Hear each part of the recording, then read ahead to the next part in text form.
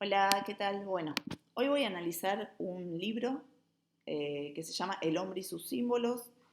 Es una colaboración entre Young y varios psicólogos que lo acompañaron para generar este texto y vamos a ver cómo ellos hablaban de que los símbolos son el lenguaje universal natural del ser humano y que lo podemos leer solo si hacemos foco en el inconsciente o el subconsciente sin dejar que este símbolo sea contaminado por todo lo que son los paradigmas imperantes y la cultura o la filosofía o el culto al que nosotros pertenecemos.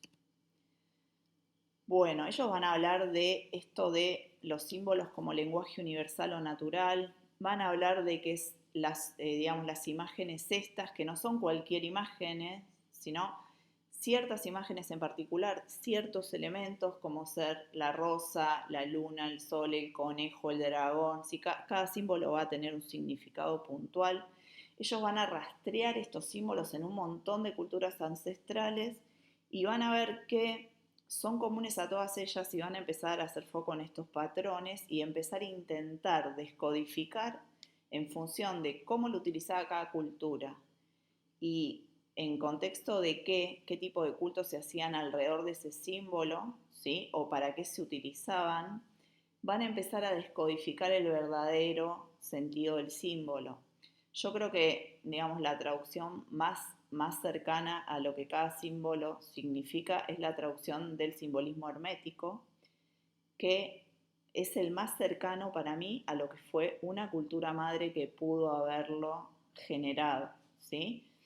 Bueno, como digo, ellos van a hablar de que estos elementos psíquicos sobreviven, ¿sí?, en la mente humana como arquetipos desde un montón de edades lejanas, le dicen ellos, están hablando de culturas ancestrales, y van a contar que digamos, la conciencia, ¿sí?, o la vigilia los considera basura porque no los comprende, mientras tanto que nuestro inconsciente o nuestro subconsciente los lee, solo que nosotros no lo hacemos consciente, ¿sí? Y van a hablar de esto de que serían como una especie de alfabeto que todos los humanos podemos leer sin que lo hagamos consciente, digamos.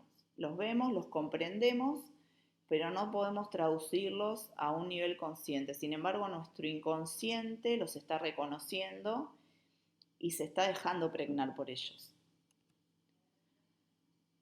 Bueno, va a hablar esto de que los símbolos están muy vinculados con lo que va ocurriendo en el día a día en nuestro devenir, ¿sí? Va a contar casos donde un símbolo va a influir no solo en la psique humana, sino en el entorno que nos rodea, ¿sí? Esto que habla la biodescodificación, de que todo tiene vida, todo es información, bueno, ellos ya lo van a sugerir, ¿sí? Contando algunos casos donde, por ejemplo, el símbolo de Cronos, ¿sí?, que es el símbolo del tiempo, hace que cuando muere el dueño de un reloj de péndulo, el reloj de péndulo se para. Bueno, esto es medio complejo explicar, salvo que nos metamos en el tema de biodescodificación, pero sabemos que los símbolos están contando, así como los números, cuestiones que están ocurriendo a nivel sincrónico en nuestra realidad. Para poder comprender qué está ocurriendo en nuestra realidad, deberíamos poder leer los símbolos a nivel consciente. Bueno, va a hablar de los diferentes símbolos, va a hablar de que hay una naturaleza y origen común, ¿sí? Y va a contar esto de que son como representaciones colectivas, ¿sí?, que se expresan en los sueños tienen lenguaje simbólico, es como el alfabeto de los sueños, pero que también se expresan en la vigilia, solo que en la vigilia estamos acostumbrados a descartarlos y a no conectar con su significado. Bueno, también va a hablar esto de que no cualquiera puede leer un símbolo, que hay que estudiarlos extensamente antes de poder comprender el verdadero significado. Va a hablar esto de que las diferentes culturas o filosofías o religiones los van a ir distorsionando a lo largo del tiempo y que para rastrear el verdadero significado el único modo es empezar a hacer un cruce, ¿sí?, entre las diferentes culturas y empezar a encontrar un denominador común entre ellas para entender por qué se expresan de este modo algunos conceptos que hacen a nuestra vida y a nuestro sentido y a nuestro propósito.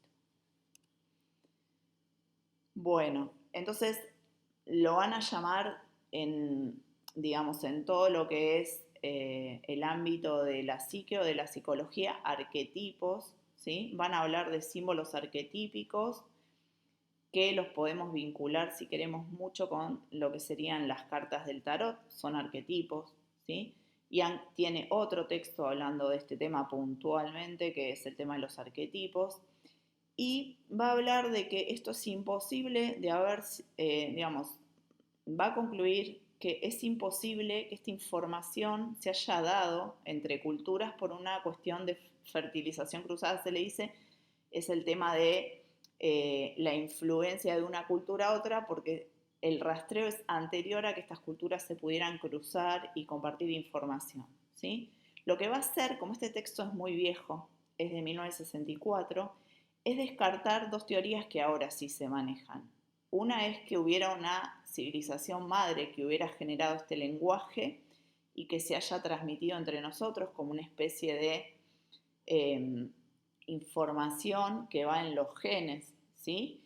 Y otra es la teoría de que esta información hubiese sido implantada, ¿sí? Como un software que se carga, ¿sí? En un hardware como para que el hardware empiece a correr con alguna información, ¿sí? Con algunos datos, con algunos, digamos, algoritmos que pudieran generar luego un corrimiento del sistema, ¿sí? Un dejar correr ese sistema en función de un lenguaje común que tienen codificado, ¿sí? Esto haciendo la analogía con un ordenador. Bueno, esta es una de las últimas teorías que se considera probable el que sea información implantada, ¿sí?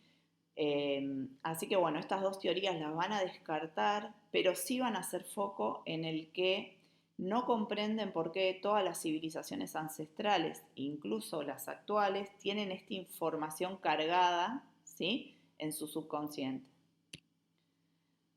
Bueno, también van a admitir que los símbolos nos pregnan a nivel subliminal, ¿sí? Que modifican nuestro comportamiento, aun cuando nosotros no comprendemos el significado de cada uno de los símbolos.